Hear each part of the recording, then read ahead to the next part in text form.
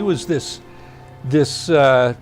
chatty Cathy, too talkative. I mean, we would be in Frank's class, and she would be talking to her neighbor, and Frank would actually have to stop teaching, and he would say, Miss Applegate, and she would hold up her finger while she finished her thought, and then she'd say, okay, fine.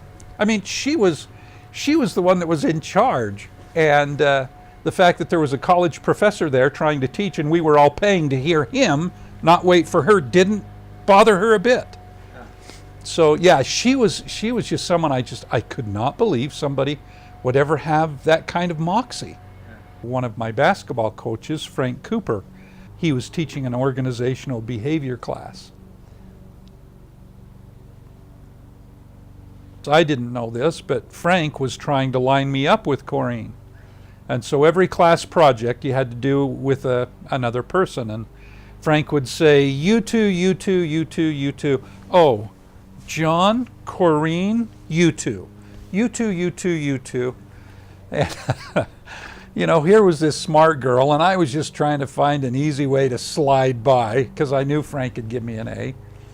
One day, Frank was teaching us about personal space and how, you know, in business you had to be aware of the local customs and mores, and, you know, Middle East, the personal space is small. Oriental society, personal space would be smaller. European, smaller.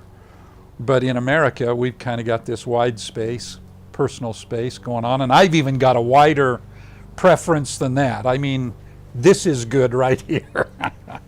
Well, Frank, he says, let's just do a little classroom experiment. John, come stand up here. And I'm like, oh, not again. And he said, Corrine, come stand up here. And so my basketball buddies are all just laughing their guts out and making fun of me, and I'm thinking, how am I ever going to live this down? And I was a very, very shy person, even in high school. Didn't date a lot. Here I am now, standing up in front of my peers, laughing at me, with this girl. And she was cute and smart, and he said, now, you two stand toe to toe. Oh, my God, stand toe to toe. I mean, I've got big feet, but they're not that big. And so here I'm now standing really close to this girl, and my basketball buddies are laughing even harder, and I can tell I'm going red. The rest of the class is laughing at us, and Corrine's not embarrassed at all. She's like, a big deal.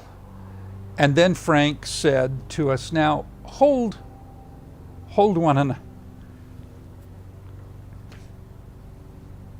Hands. So I held her hands, and I'm like, oh, death, where is thy sting?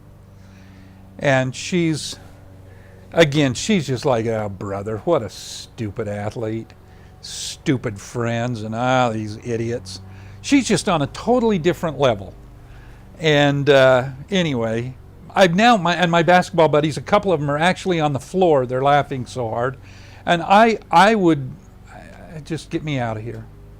Well, then Frank, he's loving this and kind of living it up. And he said, now, John,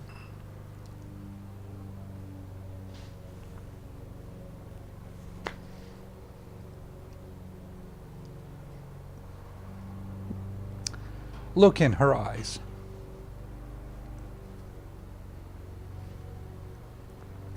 And tell her something you love about her. I'm like, oh, brother.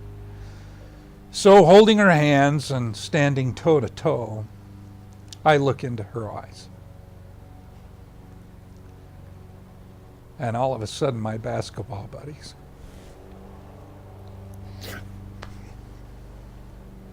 are the farthest thing from my mind. And I've fallen in love.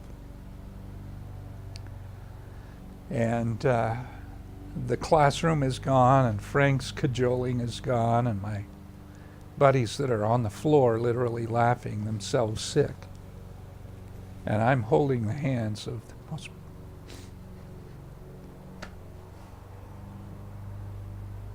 beautiful girl I've seen. And all I can think to say is, oh, you've got the most beautiful eyes I've ever seen. Well, now Corrine's countenance and demeanor totally changed. And she's embarrassed. And she looks up and Frank says, now Corrine, tell John something you like about him. And I'm looking into her eyes and she's looking into mine, and the tables are a bit turned now. She says, oh hell, you have pretty eyes too. And she threw my hands down and marched back to her seat, and I was left standing in front of the classroom alone. And I'm totally in love with this girl that before had been a terrible annoyance to me. The class is filing out, and I'm thinking to myself, I don't want her to leave feeling like I've embarrassed her or made her life harder. And so I said to her, I'm sorry, I know that was embarrassing. Can I make it up to you and buy you lunch? And she said, okay. And we went to Sizzler, and I bought her lunch, and that was kind of our very first date, and I've loved her every moment since that day.